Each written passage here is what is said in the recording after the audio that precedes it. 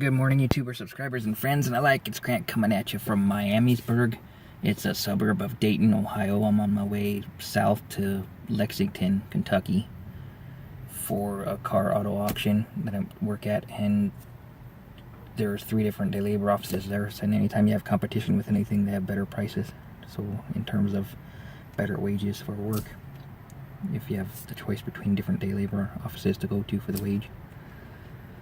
And I was in Toledo, Ohio, talked to Bolt Express, and talked on the phone with Panther and a bunch of those other bigger corporation companies. They want a Class C CDL driver to start, and then they'd take me right into orientation and go.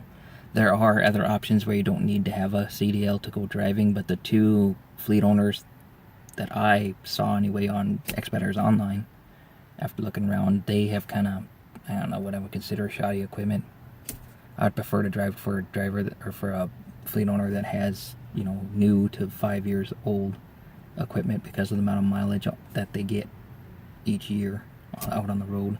The last thing I want to do is getting started in the business and get on the road and have to play mechanic every other day on the road because something keeps breaking down. That just does not sound like fun to me. I'd rather have a more dependable unit, and the newer, more dependable units are usually for fleet owners who have the CDL with them, and then plus when you get a CDL, you have more options open. I don't know yet quite what I'm going to do. I have to save up for $500-ish.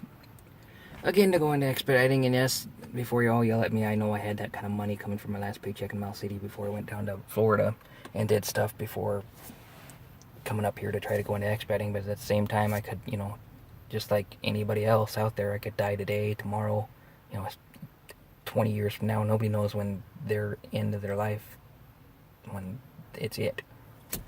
And by doing that, I went down to Florida and checked some more off my bucket list, so I'm happy with my choices. I don't regret anything that I did. I have a weird thing going on with my hair. I'm going to have to take out my clippers and cut my hair again, looks like, because it didn't grow in right. But it's cheaper to cut my own hair, so I just buzz it off every other couple months.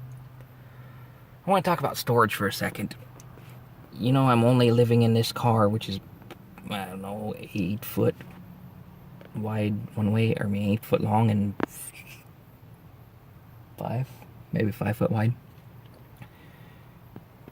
A little bit of space. You would think you wouldn't lose anything, but like the other day, I got lazy after shaving, probably a week ago or something, and left my electric shaver back there underneath the seat. And then it fell down further or something, I don't know. But anyway, this morning, in order to find it to shave later on, I had to dig all the way through my entire car, put everything in the front seat, after checking the front seat area, put everything that I own there, and then check the whole entire car with the seats up and seats down and everything with the flashlight, with the phone, trying to find a thing, because it bugs you in the back of your head if you lost it on the road somewhere, because it's very easy to open a door and have a shaver or whatever it is that you're looking for, roll out the seat and off on the ground, and you not notice as you're loading stuff into your car or whatever.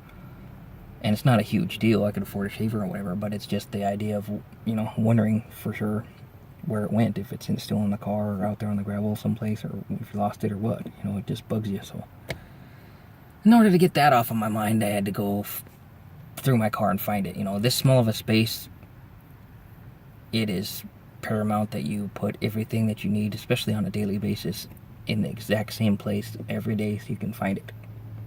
Because if you neglect to do so and decide to do this like I did there and shave and fall asleep and leave it there lazy and think you'll just get it in the morning when the sun's up, you'll remember to get it and blah blah blah, well, things could roll off the seat and hide, or be as simple as hiding underneath one of the back seats, and then it's a pain in the butt to find it. So that's my latest of a tip or update for living on the road. I like it better than living in an apartment or a house. Getting used to it now too. I don't even put the side windows up until I go to bed. The 2 back corner windows stay up all the time because I have no reason to take them down, but with these side windows here, they roll down. So I take the Reflectix off those during the daytime for the heat. I don't have them down right now for the video because the wind's up, but most of the time I just sit out here with all the windows down, because during the day it don't really matter what you're doing in your car, especially at a Walmart. Nobody really cares. It's just when you're sleeping in your car at night that all of a sudden you're up to no good in this system or something. But because people who live in houses just don't understand it, our way of life. that all of a sudden, because we live in a car, we must just, be broke and we must just be up to no good, out to steal everybody else's joy because we don't have any of ourselves for our own or something, some kind of thing. I don't watch the news anymore because it's really negative. Everybody all about this blowing up and that blowing up and who blew up here and there, and I don't need to know that on a daily basis, but we've been geared since caveman for survival to cue in on the negative, to pay attention to the negative more than the positive, just because of, back in the day, you had to watch for that kind of stuff, or a bear would come up and eat you, or, another human being would come up and fight you and you wouldn't know what was coming, or whatever. And you still have some of that in today's society, but you don't have to keep your mind based on the negative constantly. You can be positive. You can swing around the situation to be positive in any kind of light. And I'm happy right now, don't get me wrong. Especially I'm a lot happier now that I'm in the suburb of Dayton, Ohio, in Miamisburg, on my way down to Kentucky, to Lexington, Kentucky. Basically just because it's 10 or 15 degrees warmer than it was up in Toledo, Ohio, which, the further north you go, the colder it's going to get. It was 37 as a low once in Toledo, and I prefer it to be no less than 46 at night, because less than that you got to get the sleeping bag out, or at least I do anyway. Up until then I could just use a blanket. But dealing with the cold in a car and a sleeping bag, I can stay nice and toasty in the sleeping bag, but every time you got to get out to pee, nature calls kind of thing, or you want to go eat, go out literally to Walmart to eat or something and come back to your car at night, or whatever you got to do, it's 20 degrees difference colder, obviously, outside of your car and outside of the sleeping bag than it is in the sleeping bag. In the sleeping bag, I sleep nice and toasty and warm, and it's good, but once any part of your body comes outside of that bag, you feel that cold and you're up. You're weak, it seems like, and it just makes life in a car miserable compared to what it could be. And then there's the fact that you're on wheels, living on wheels, so might as well drive south, someplace warmer where you don't have to deal with that kind of thing. And right at the moment, being that I'm not going to be getting an expediting job out of Ohio for a little while, my record and everything's clear. I just need to come up with $500. I could go drive somebody's outfit and then get a CDL as you're going or whatever. But due to the weather, mainly, I'm going to go south, at least as far south as Kentucky, so that I don't have to, hopefully for the next month, I don't have to deal with the colder overnight temperatures, because you might as well be someplace, at least for day labor wise, you might as well be someplace that's going to be same day labor job there or here or wherever, so you might as well be someplace that's warmer and more conducive to your health, I guess, I would say. And I'm also going to look into possibly doing something for 3 or 4 months until my tax return comes in, like resort or the cruise ship thing or something that's seasonal. It is the season, Christmas wise, it is the season to, work at a mall temporarily or whatever you gotta do to make money. Thinking about doing that too, just something that's 2 or 3 or 4 months worth to gather up the money to go into expediting again and try it again and see. I have a few 3 or 4 different fleet owners, might as well be landlords because you're using their van, but fleet owners lined up that will let me go on driving, just depending on when I call them, if they, at that time, if they have an open available van or not. But my record's clean and everything, so as long as I don't get no speeding tickets or anything that would screw that up, I can be insured on insurance.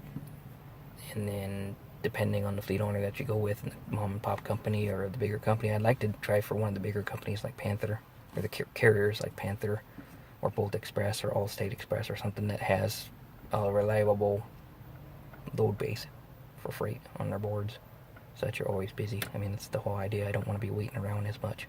I wouldn't mind driving 2 days and wait a day, drive 2 days and wait a day, that kind of deal, and averaging 500 miles a day to drive. But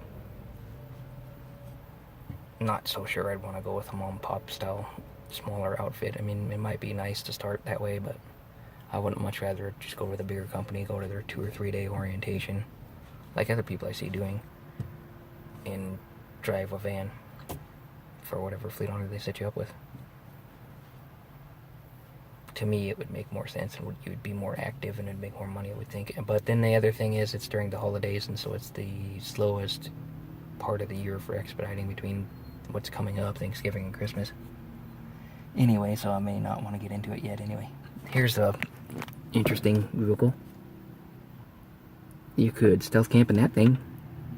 That guy maybe does that too, who knows. Most likely not, though. It's a commercial vehicle going on inside, I think. But it would have enough room to do it. That was kind of an interesting take. That's the latest of my updates anyway. Just working my way down to Kentucky, where they're going to have an auto auction.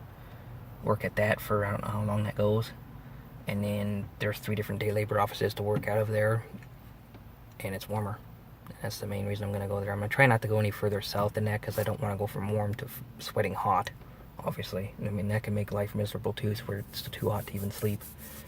But I don't want to be freezing cold like Toledo was. Right here, right now in Dayton, for another month here in Miamisburg and Dayton, Ohio, is probably nice for another month. I mean, I know it was from back in the day. I was here 2 years ago, I think it was, my Mazda tour. So, I mean, it would work for a month, but I would like to get someplace where I could stay for a couple months without it being too cold, so to speak. But we'll see how Kentucky treats me. Like and subscribe, leave comments, we'll catch you in the flip. Peace.